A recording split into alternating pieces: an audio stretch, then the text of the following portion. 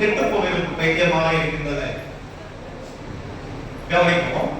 சிலுவை பற்றிய உபதேசம் கெட்டு போவதற்கு பைத்தியமாக இருக்கின்றது. இரண்டு கட்டைகள் சேர்ந்தால் அது சிலுவை ஆகிறது. ஆனால் சிலுவை பற்றி தியானிக்கிற நமக்கு விசேஷித்த கிருபையாக இருக்கின்றது. அல்லேலூயா. அவர் சிலுவையில் மறைக்கவில்லை ஆனால் கர்த்தராகிய இயேசு கிறிஸ்து தேவகுமாரன் சிலுவையில் நமக்காக மறைக்கவில்லை ஆனால் நாம் கெட்டு போயிருப்போம். அதை விசுவாசம் சிலுவை பற்றிய உபதேசம் கெட்டு போவதில் பைத்தியமாக இருக்கிறது. ரட்சிக்கப்படுகிற நமக்கு அது தேவ பலனாக இருக்கின்றது. அல்லேலூயா. அல்லேலூயா. எலிகனாக்கப்பட்டீர்கள். நீங்கள் அனைவரும் ஆசீர்வதிக்கப்பட்டவர்கள். கர்த்தருடைய நாமத்தை நாளை தொழும்படியாய் அவர் பாடுமலை தியானிக்கும்படியாய் அவருடைய அன்பு நிமித்தமாய் நீங்கள் அமர்ந்திருக்கின்றோம். அவர் மேலான கிருபை. அல்லேலூயா. தியானிக்கும்படியாக எடுத்துக்கொள்ளப்பட்ட வேதாகமம் பரிசுத்த யோவான் 19ஆம் அதிகாரம் 25 முதல் 27 வசனங்கள். இயேசுவின் சிலுவையின் அருகே அவருடைய தாயின் சகோதரி கிளையப்பா மரியாளும் மரதன மரியாளும் நின்று கொண்டிருந்தார்கள். 26ஆம் வசனம். அப்பொழுது இயேசு தம்முடைய தாயையும் அருகே நின்ற தமக்கு அன்பாயிருந்த சீசனையும் கண்டு தம்முடைய தாயை நோக்கி, ஸ்திரீயே, அதோ மகன் என்றார். பின்பு அந்த சீசனை நோக்கி, அதோ உன் தாய் என்றார். அந்நேரம் முதல் அந்த சீசன் அவளை தன்னிடமாய் ஏற்றுக்கொண்டான் என்பது. சிலுவையில் கர்த்தராகிய இயேசு கிறிஸ்து அடிபட்டு நொறுக்கப்பட்டு அந்த கேட்பாடு அடைந்தவராய் நிர்வாண கோலமாய் தொங்குகின்றார். நம்முடைய பாவங்களை நிமித்தமாக கிருபாதார பலியாய் தொங்குகின்றார். அங்கு அவர் மொழிகின்ற 7 வார்த்தை குறித்து தான் அதிகமாக விசேஷித்த விதமாக நாம் தியானிக்கின்றோம். முதலாவது மன்னிப்பு, இரண்டாவது ரட்சிப்பு. எல்லாம் உப்பு தான். உப்பு சாரம் குறையாமல் பாதுகாத்துக் கொள்ள வேண்டும் இல்லையா? உப்பு இல்லாத பண்டம் குப்பையிலே. மன்னிப்பு மிகவும் அவசியமாக இருக்கின்றது. ரட்சிப்பும் அவசியமாக இருக்கின்றது. மூன்றாவது காரியம் சொல்கின்றது அன்பு. அம்பு இல்ல, அன்பு. அம்பு தான் எப்படின்னா, நேசம் மரணத்திலும் வலிது. நேசம் மரணத்திலும் வலிதாக இருக்கின்றது.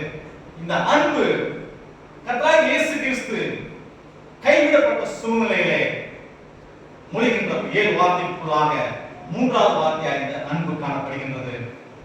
அன்பு என்பது 3 எழுத்து.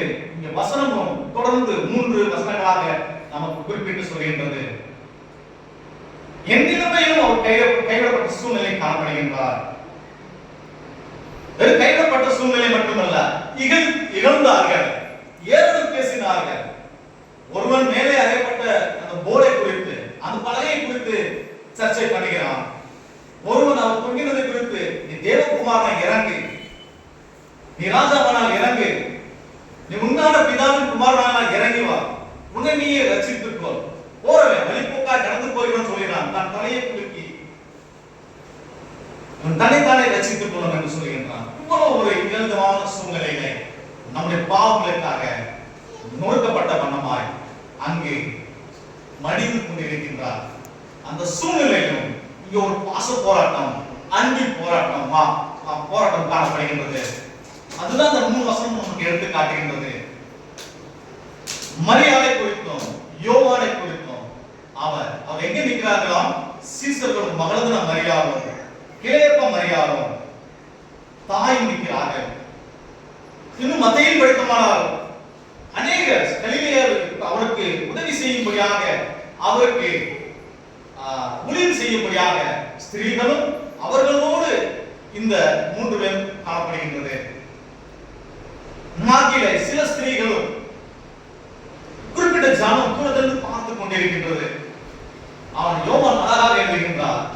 சிலுவையின் அருகே மிகவும் இந்த 3 பேரும் நிற்கும் பொழுது தேவாதேவன் சர்வ வளமுள்ள தேவன் நம்முடைய குமாரன் தொங்குவதை அந்த குமாரன் வாய்மைப்படுத்துகின்றார். தனது அன்பின் சீசனையும் தன் தாயை பார்த்து மொழிகின்றார். என்ன மொழிகின்றார்? யோவான் 7ஆம் அதிகாரம் 1 10 படித்தோம்னா தெரியும். அவருடைய சகோதரர்கள் டைம் இல்ல, யோவான் 7ஆம் அதிகாரத்தில் படித்தவான செய்தோம். அவர்கள் சகோதரர் கூட அவரை ஏளனம் செய்கின்றார்கள். யூதருடைய பண்டிகை கூடார பண்டிகை ஒன்று வருகின்றது, பெத்தனியாவில் நடக்கின்றது. பெத்சாயில், நீ அங்க போ, எங்களிடத்தில் உன்னுடைய அதிசயங்களை காட்ட வேண்டாம், உன்னுடைய அதிசயங்களை உலகத்துக்கு காண பண்ணு என்று ஏளனம் செய்கின்றார்கள். சிலுவையில் அவர் அந்த 3 வருடங்கள் உயிர்த்து விடித்த நாட்களிலே அவர் தாய்க்கு மிகவும் ஆதரவாயிருந்தார். 30 வருட காலமாக அன்பின் சீசன். அவருடைய 12வது வயதிலே அவர் தகப்பனார் இறந்தார் என்ற குறிப்பு காணப்படுகின்றது. தன் இளம் வயதிலே தகப்பனாரை இழந்த அந்த சூழ்நிலை, தன் சகோதரர்கள் உண்டு, சகோதரர்கள் ஆதரவற்ற சூழ்நிலை, தாய்க்கு தலைவனாக இருந்து அவர் தன்னுடைய பணியை நிறைவேற்றுகின்றார். கர்த்தராகிய இயேசு கிறிஸ்து இதோ இந்த சூழ்நிலையிலே தாய் நிற்கதியாய் வந்து நிற்கின்றார். அளவில்லை, சிலுவை பார்த்து அவரை பார்த்து அளவில்லை. அவருடைய கிருபை, அந்த சிலுவை பார்த்து அவருடைய கிருபை அந்த தாயை தேடுகின்றது. லூக்கா 1:28 சொல்லுகிறது, அந்த தூதன் சொல்லுகின்றார், கபிரியேல் தூதன் சொல்லுகின்றார், மரியாதை நீ கிருபை பெற்றவளே. மரியாதை பார்த்து சொல்கின்றார், நீ கிருபை பெற்றவர். அதே தூதன் சொல்கின்றார் 1:30 லூக்காவிலே, நீ கிருபை பெற்றாய் தேவனிடத்திலே, தேவனிடத்தில் நீ கிருபை பெற்றாய். ஆக கிருபை பெற்ற இந்த மரியாள் தன் இருதயத்திற்குள்ளாக வேதனை தன் கண்ணீர் மூலமாக வெளிப்படுத்தவில்லை. நான் கிருபை பெற்றவர். அங்கு நெகேமியா 8:10 சொல்லுகின்றது, கர்த்தருக்குள் மகிழ்ச்சியாக இருப்பதை உங்களுடைய பலன் என்று தன்னை தேற்றிக் கொண்டார். எனக்காக இவர் மரிப்பார், உயிர் பெறுவார், மறுபடியும் வருவார். நான் மரித்தாலும் என்னை முதலாவதாக மரித்தோர் முதலாக எழுந்து பண்ணுவார் என்ற விசுவாசம் அந்த மரியாளுக்கு காணப்பட்டது. அங்கு சிமியோன் கூட சொல்கின்றார் 2:32 உன் ஆத்மா ஒரு பட்டை உருவி போகும் என்று மரியாதை பார்த்து சொல்கின்றார். பிள்ளையை இயேசுநாதரை கையில் ஏந்தியவராய் அந்த சிமியோன் பிள்ளையும் தாயையும் ஆசீர்வதித்து அதன் தொடர்ந்து ஒரு காரியங்கள் மரியாதை பார்த்து சொல்கின்றார், உன் ஆத்மாவை ஒரு பட்டை உருவிக்கும் என்று. மரியாள் தன்னை திடப்படுத்திக் கொண்டார். அந்த சிலுவையின் காட்சியை பார்த்து அவர் தன்னை திடப்படுத்திக் கொண்ட காரியமாய் காணப்படுகின்றது. சங்கீதக்காரன் அருமையா சொல்கின்றார் 99:19 என் உள்ளத்தில் விசாரங்கள் பெருகுகிறது, உம்முடைய ஆறுதல் என்னை கேட்கிறது என்று. நமக்கு எவ்வளவுதான் கவலை இருந்தாலும் விசாரங்கள் பெருகும் போது அவருடைய கிருபை நம்மை கேட்கக்கூடியதாக இருக்கின்றது. சங்கீதம் 71:9 சொல்கிறது, முதிர் வயதிலும் என்னை கைவிடாமலும் என் பலன் ஒடுங்கும் போது, முதிர் வயதிலும் தள்ளிவிடாமலும் பலன் ஒடுங்கும் போது என்னை கைவிடாமலும் இருக்கிறது. அவர் நம் கரையை பிடித்துள்ளார். நாம் தளர்ந்து போய்விடக்கூடாது. நம் ஜீவியத்திலே நாம் தொய்ந்து போடக்கூடாது. நமக்காக மாபெரும் ரட்சிப்பை ஏற்படுத்தின தேவன் அவர் நம்மளோடு இருக்கின்றார். அந்த அன்பின் நேசம் அந்த மரியாதை அவருடைய தாயை அங்கே கேட்கின்றது. இயேசுவில் அருமையா சொல்லுகிறது 52:13 என் தாசன் ஞானமாய் நடப்பார் என்று. என் தாசன் ஞானமாய் நடப்பார். ஆக மரியாதை பார்த்து இந்த வசனங்கள் யோவான் 19 படிக்கிறோம், நமக்கு தெரியும். அங்கு இயேசு தம்முடைய தாயையும் அருகே நின்று தமக்கு அன்பான சீசனை கண்டு தம்முடைய தாயை நோக்கி, ஸ்திரீயே அதோ மகன் என்றார். நான் மரிக்கப் போகிறேன், நான் என் பிதாவிடத்தில் போக போகின்றேன். உனக்கு இந்த பூமியில் ஒரு ஆறுதல் காணப்படும்படியாக எனக்கு அன்பாக இருக்கின்ற சீசனை உன் மகனை கேட்டுக்கொள் என்று சுட்டி காட்டும் அந்த மகனின் உள்ளம் காணப்படுகின்றது. அங்கு ஒரு பிணைப்பு உண்டு பண்ணுகின்றார். அன்பு என்கிற ஒரு பிணைப்பு மரியாதை விதமாக தேற்றப்படுகின்றார். அனாதையாக விட்டு அவர் செல்லவில்லை. இந்த காரியத்தை முடித்தவராய் ஜெயம் கொண்டவராய் காணப்படுகின்றார்.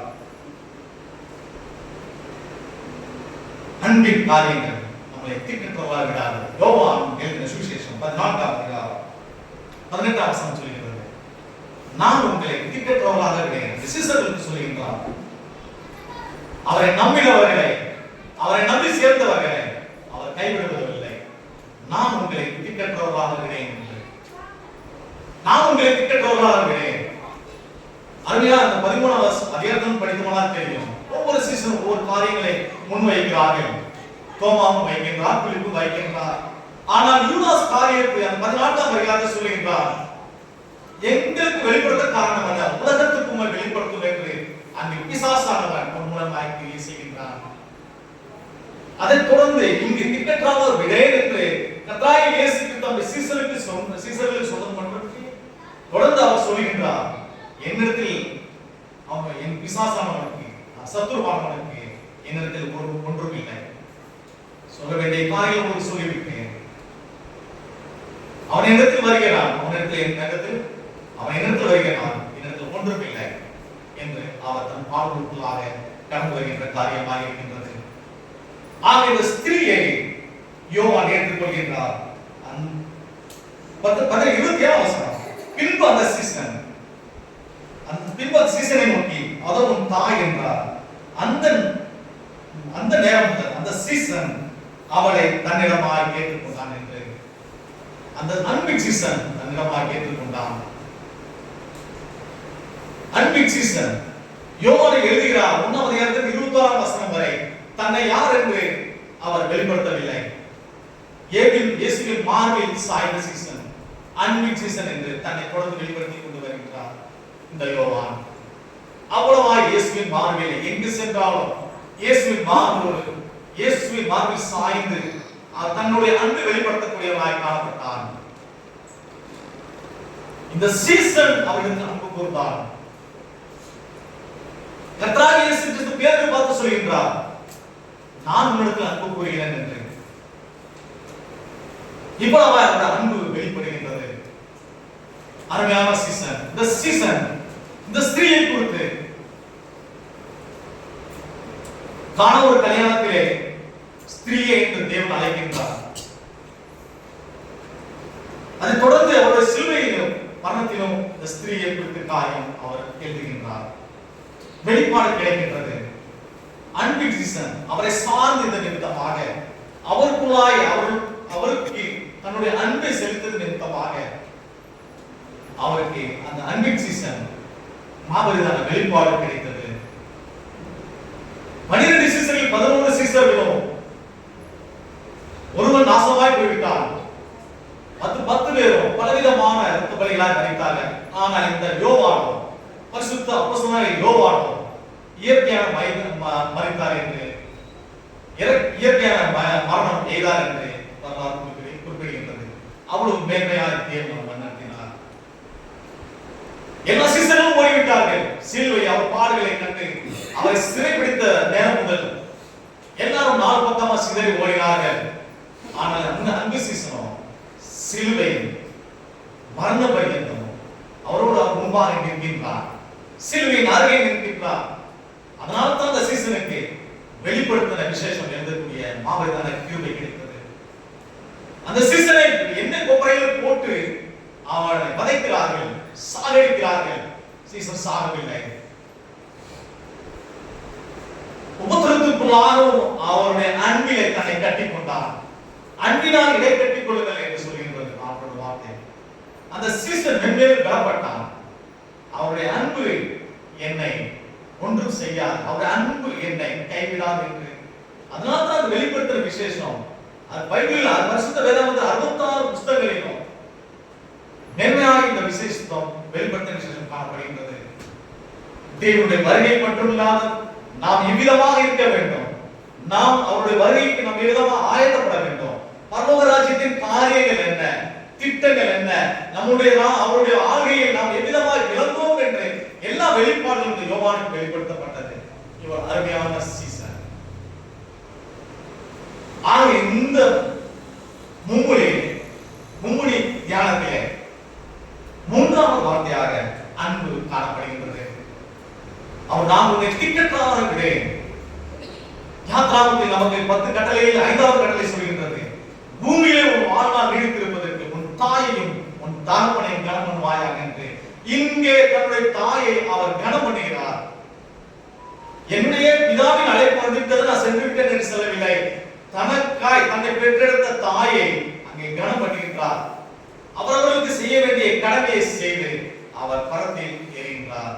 எல்லாவற்றையும் செய்து முடித்தவராய் இவ்வளவு அரிதான, இவ்வளவு அபரிதமான, இவ்வளவு உன்னதமான ஒரு அன்பு காணப்படுகின்றது. சிலுவையின் மொழியில் காணப்படுகின்றது. எபேசியர் 6ஆம் அதிகாரம் 2ஆம் வசனம் சொல்கின்றது. எடுத்தவர்கள் படிக்கலாம். கர்த்தர் நாமமே மகிமைப்படுவதாக. எபேசியர் 6ஆம் அதிகாரம் 2ஆம் வசனம்.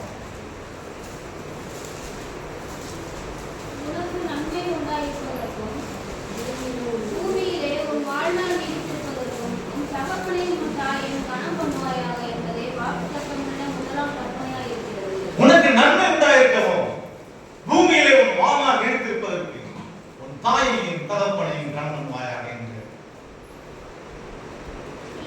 அருமையான பொருள் எழுதுகின்றார்கள். ஆக நாம் கனம் பண்ண வேண்டும். தாயையும் தகப்பனை கனம் பண்ண வேண்டும்.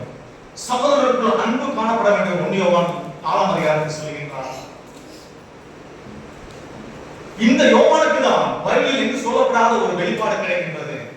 தேவன் அன்பாகவே இருக்கிறார் என்று ஒரு அன்பு தேவனுடைய வார்த்தையை எழுதுகின்றார்.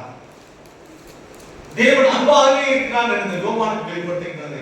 அவ்வளவு ஒரு வெளிப்பாடு அந்த யோவானுக்கு கிடைக்கின்றது. ஆக அவருடைய அன்பிற்குள்ளாக நாம் என்றென்றும் நிலைத்திருப்போம். அன்பையை தியானிப்போம். அன்பிற்குள்ளாக நாம் இன்னும் அதிகமாய் இடைக்கேற்றிக் கொள்வோம். சோதனைகள் உண்டு. அவருடைய அன்பு நமக்கு ஏற்படக்கூடியதாக இருக்கின்றது. எந்த ஒரு மகன் தன் தகப்பனிடத்தில் அழுகின்றானோ அவன் ஆறுதல் அடைவான். எந்த ஒரு மகன் வீதியில் சென்று அழுகின்றானோ அவன் மற்றவருக்கு புரியவனாய் காணப்படுகின்றான். இது நாம் அறிந்த காரியமே இல்லையா? அவன் சொந்த பிள்ளையானாலும் நம்மிடத்தில் வந்து அழுதால் நன்றாக இருக்கும். வீதியில் போய் அழுதால் யாராவது அவனை கடத்தி சென்று விடுவார்கள். பொருளாக அவனை கடத்தி சென்று விடுவார்கள். ஆக நாம் இந்த சிந்தனையோடு நாம் யாரிடத்தில் அழுகிறோம், யாருக்காக ஜீவிக்கிறோம் என்று நாம் சிந்தனையோடு காணப்பட வேண்டும். கர்த்தருக்கு மகிழ்ச்சியாக இருப்பது நம்முடைய பலனாக இருக்கின்றது. அதான் பிலிப்பியர் சொல்கிறார், கர்த்தருக்கு சந்தோஷமாக இருந்து மறுபடியும் சொல்லுகிறேன் என்று. கர்த்தர் தாமே ஆசீர்வதிப்பார்கள். ஆமென்.